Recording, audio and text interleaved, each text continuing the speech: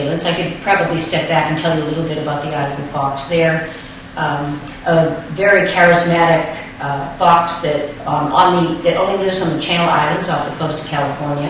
And they are fascinating because they've been out there evolving as 6 different subpopulations and now 6 different subspecies for the last 10,000 years in total isolation from other carnivores. They are the largest indigenous mammal on those terrestrial mammal on those islands, and they are about the size of a cat. So they are very critical to the ecosystem out there, as are many carnivores. That's one of the reasons we are interested in maintaining their health. Is carnivores in general tend to be keystone species in an ecosystem, and if their health is affected, so is the ecosystem's health.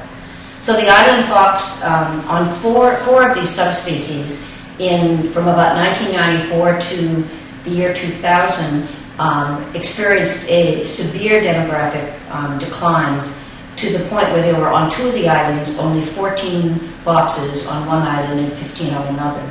And 2 of the other subpopulations almost went extinct.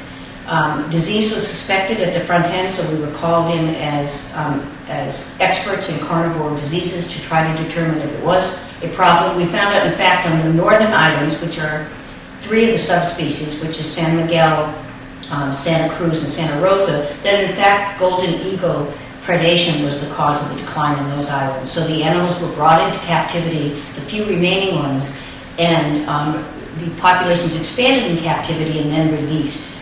So from the Northern Islands perspective, the health of those animals was very critical to allow these populations to rebound so that they could then have healthy populations on those islands.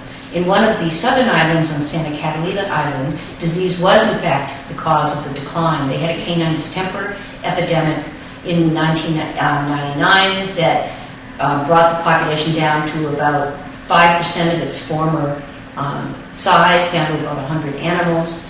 And we are suspecting, based on our molecular analysis of the distemper that was isolated from one of the foxes, is that a raccoon that was brought over to the island on a boat by accident introduced the disease to the island and almost caused extinction of the subspecies.